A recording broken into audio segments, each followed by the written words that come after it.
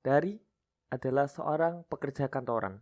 Suatu hari, Dari diminta oleh bosnya untuk menemukan pola dan cara untuk membedakan antara pelanggan mana yang kerja bermasalah dengan yang tidak berdasarkan laporan historis pelanggan terdahulu. Sebagai budak korporat yang baik, Dari dengan senang hati menerima tugas ini. Jam demi jam, hari demi hari, Dari dengan serius dan teliti menyelesaikan tugas yang diberikannya hingga detail terkecil.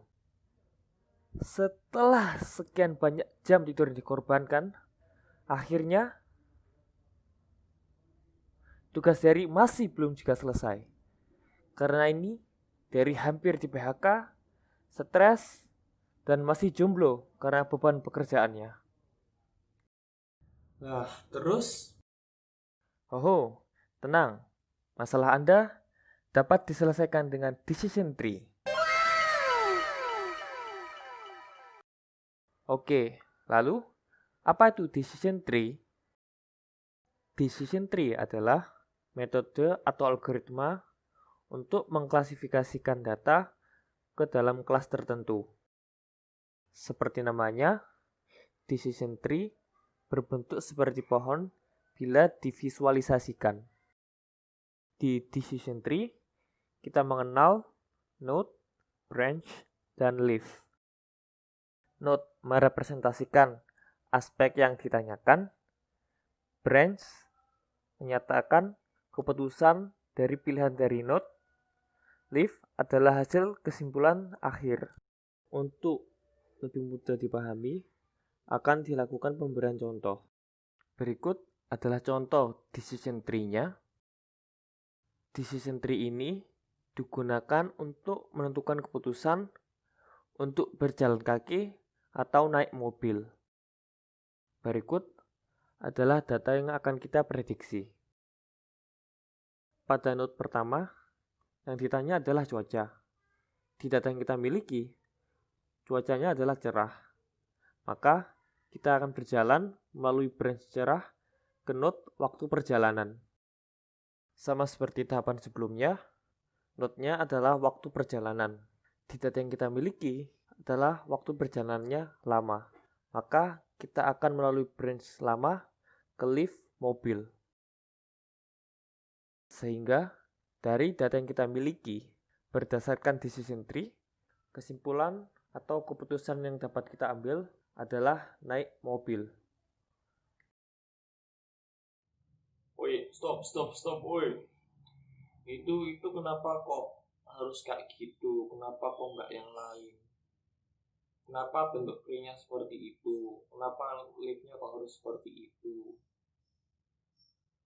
Bukan cara makainya tadi jelaskan, bukan cara buatnya. Bagus ya.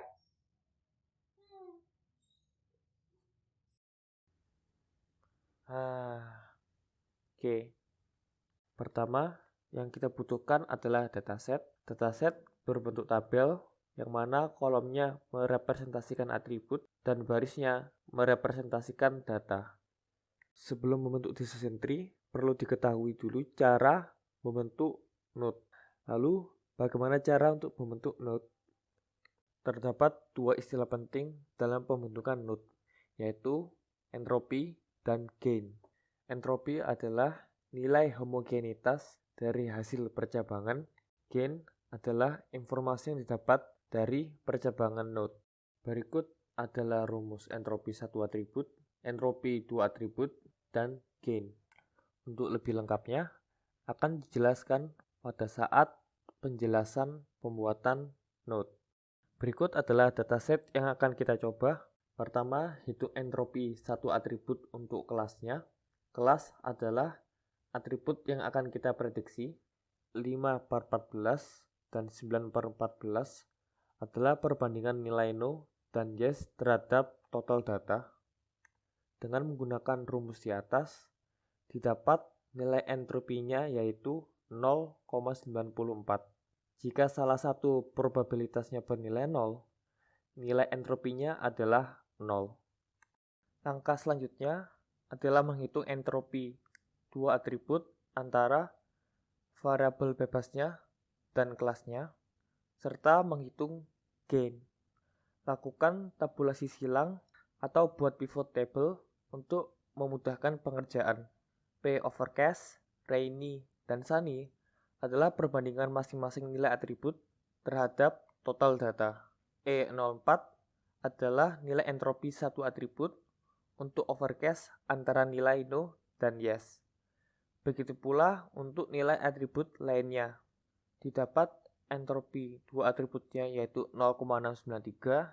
Gain adalah selisih dari entropi satu atribut kelas dan entropi dua atribut sehingga didapat nilainya adalah 0,247. Hitung entropi dua atribut dan gain dari setiap atribut yang ada. Atribut yang mempunyai gain terbesar akan dipilih menjadi node. Setelah dapat membentuk node, selanjutnya adalah membentuk decision tree. Pertama, bentuk node dengan cara yang seperti sebelumnya. Didapat atribut outlook yang dijadikan node karena memiliki nilai gain terbesar di antara nilai atribut lainnya. Selanjutnya, filter data berdasarkan branch-nya. Di contoh yang ditampilkan, dataset akan terfilter hanya untuk data yang memiliki outlook sunny.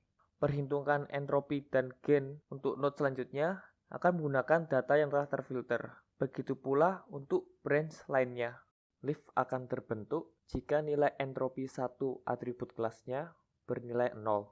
Entropi akan bernilai 0 jika salah satu banyak kelasnya adalah 0. Leaf akan memiliki nilai sesuai dengan kelas yang jumlahnya bukan 0. Dalam contoh ini, kelas yang nilainya bukan 0 adalah yes, sehingga yes akan menjadi leaf. Berikut adalah overview alur pembentukan decision tree.